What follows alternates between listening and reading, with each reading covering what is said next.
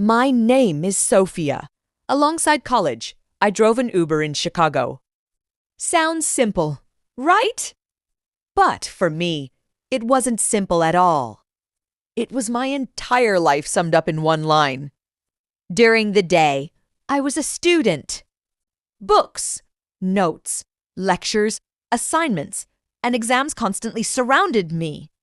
And at night, I transformed into a driver, taking strangers across icy streets to their destinations. I was living two different lives, trying to prove myself in both. My mother wasn't in this world anymore. She had left me years ago, but her voice still echoed in my heart. She used to say, "Baby, life doesn't always give you justice, but never stop doing what's right." Chicago winters weren't just cold, they tested your strength, your patience, your very will to keep going. Snow covered the streets like a silent graveyard, where even a tiny slip could change everything. I prayed every night as I drove, hoping I would make it home safely. That day was no different. The snow was falling hard.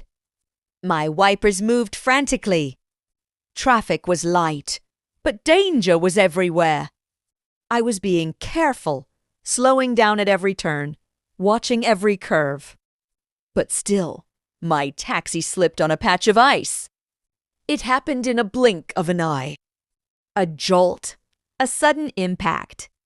My heart skipped a beat. I immediately stepped out of the car. A man, probably in his early 50s, was standing by a car I had accidentally brushed. I bowed my head and apologized.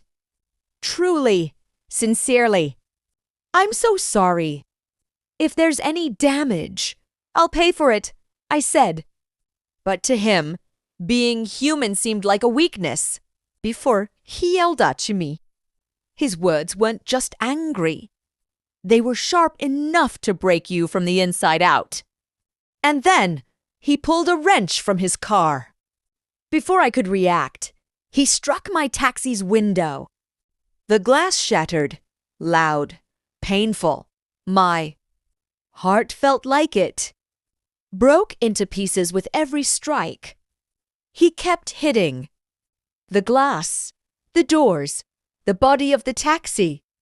I froze. I couldn't move.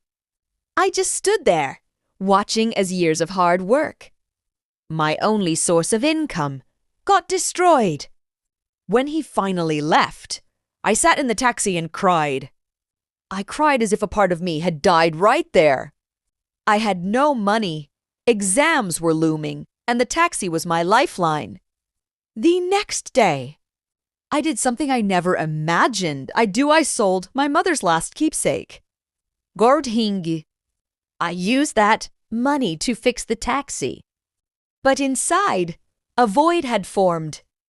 And in that void, hatred slowly took root. Time passed, but wounds don't follow a calendar. That scar, the broken glass, the angry face, the memory of his hands smashing, my taxi stayed with me. I got back into Uber. I smiled at my passengers. I made small talk. I helped old ladies get their groceries up the stairs. I laughed with friendly regulars. Outwardly, I seemed fine. But inside, a storm was brewing. Every night, as I drove through quiet, snow-covered streets, I thought about that man, about the anger he unleashed, about the helplessness I felt that night. I had promised myself I'd be strong, but I hadn't promised myself I'd forget. A year later, life decided to test me again. It was a deserted road, the kind where streetlights barely reach. Snowflakes danced like ghosts in the headlights. And suddenly, a man appeared on the side of the road, signaling for a ride. My heart skipped a beat. Wazim, the Siman. My hands tightened on the steering wheel. Anger flared inside me. I wanted to speed past him, Leave him stranded. I wanted to punch him, but my conscience held me back. I asked, "Where to?" He looked at me, hesitated, and said quietly, "There's an emergency. I need to get to the hospital." My blood boiled for a moment. How could I help the man who had destroyed my taxi, who had almost broken me? But as I glanced at him in the rearview mirror, I noticed something different. He was older, yes, but also weaker, more human. The arrogance was gone, replaced with vulnerability. Drove. My mind raced. Should I stop it? Should I just leave him? Every fiber of my being wanted revenge. But another part of me, the part my mother had always nurtured, whispered, "This is not about revenge. This is about being human." I eased the car forward. Then I made a decision that changed everything. I pulled over and said softly, "Sir, please, get in." For a long moment, he didn't move. It was like he couldn't believe I was offering him help. Then, slowly, he opened the door and sat down. The sound of the door closing echoed in the cold night, but inside, something heavier than snowflakes seemed to fall his pride, perhaps, or mine. The ride began. Silence filled the car, broken only by the soft hum of the engine and the crunch of snow under the tires. I stole glances at him. He avoided my eyes, twisting his fingers nervously. I caught a glimpse of something I hadn't seen before: fear. And maybe regret. I realized then that every person carries a story. Some are loud and visible. And sometimes, the people who hurt you the most are also the ones in desperate need of help. We drove through the night, the city lights blurred by snow. For the first time, I felt a strange mix of tension and peace. Some are hidden beneath the surface, behind anger, behind mistakes, behind pride. I had the power to leave him there, but I didn't. I had the power to let my past dictate my actions, but I didn't. And in that moment, I felt it. I was no longer the girl who had cried beside a broken taxi. I was someone stronger, someone capable of seeing beyond anger, someone capable of choosing compassion over revenge.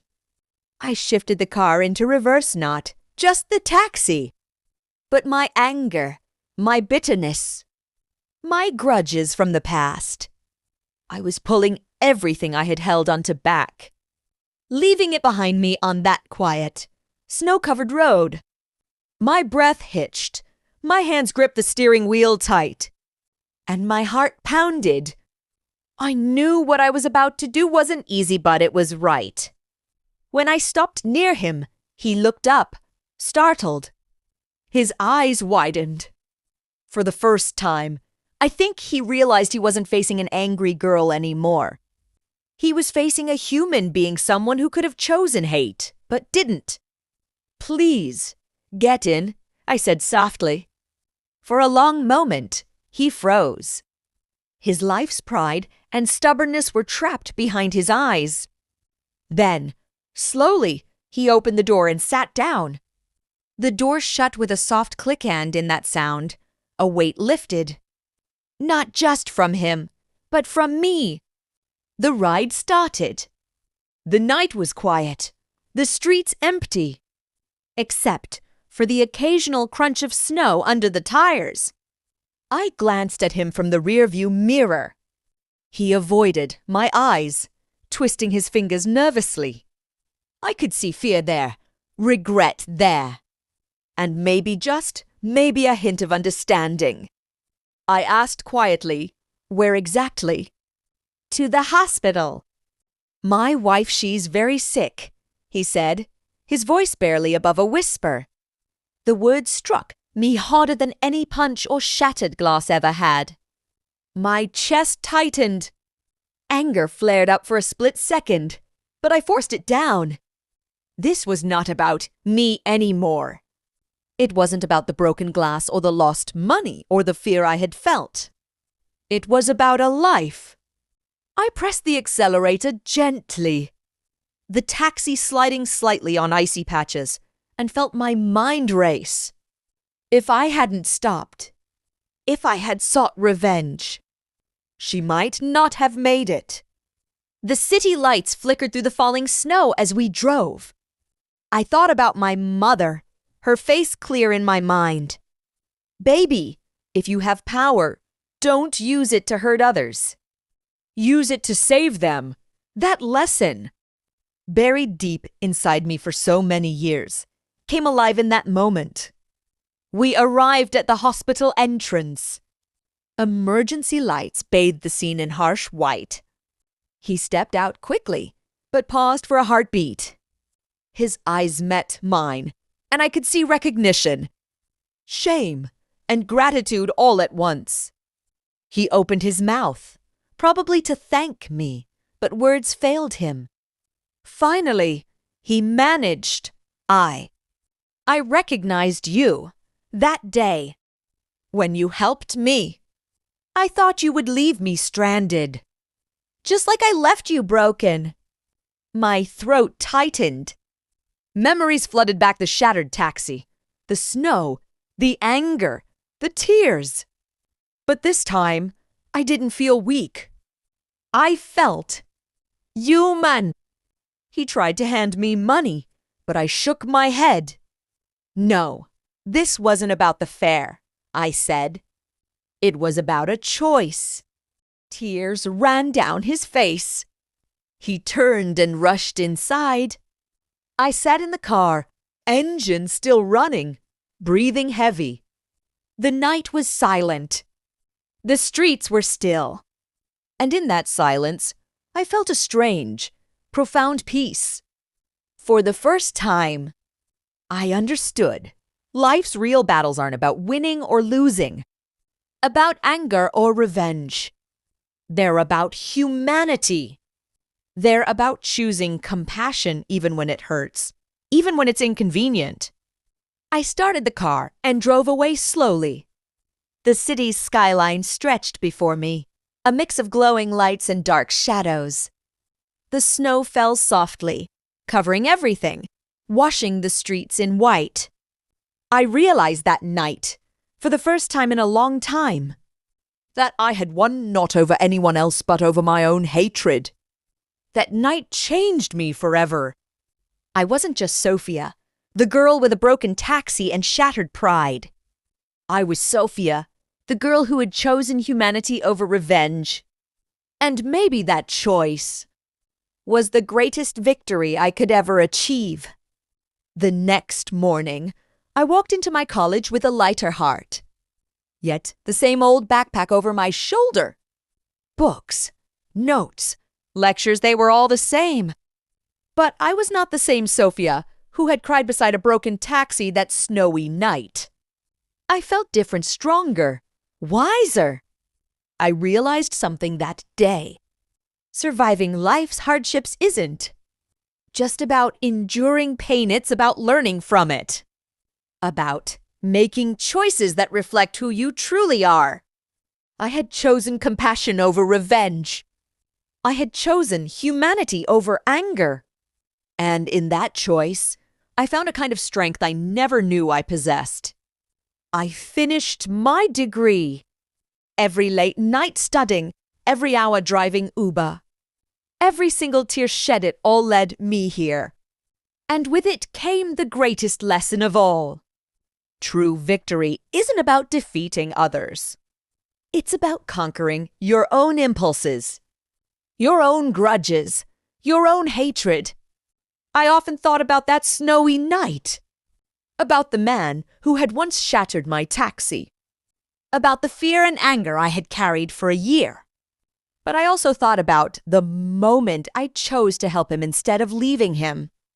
That moment changed both our lives.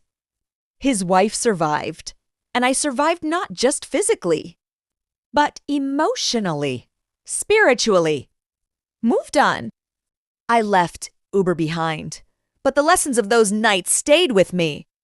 I learned to see people beyond their actions, to recognize the battles hidden in someone's silence, to give second chances even when my instinct screamed no. Years later, when I think about that winter in Chicago, I don't feel anger anymore. I feel gratitude for the hardships, for the snow, for the broken glass, for the choice I had to make. Those experiences shaped me. They made me who I am, Sophia the girl who could have taken revenge, but instead chose to save a life. Sometimes I wonder, what if I had chosen differently? What if I had let my anger dictate my actions? I shudder at the thought, but I also smile, knowing that I didn't. I chose something much harder than revenge. I chose compassion, forgiveness, and humanity.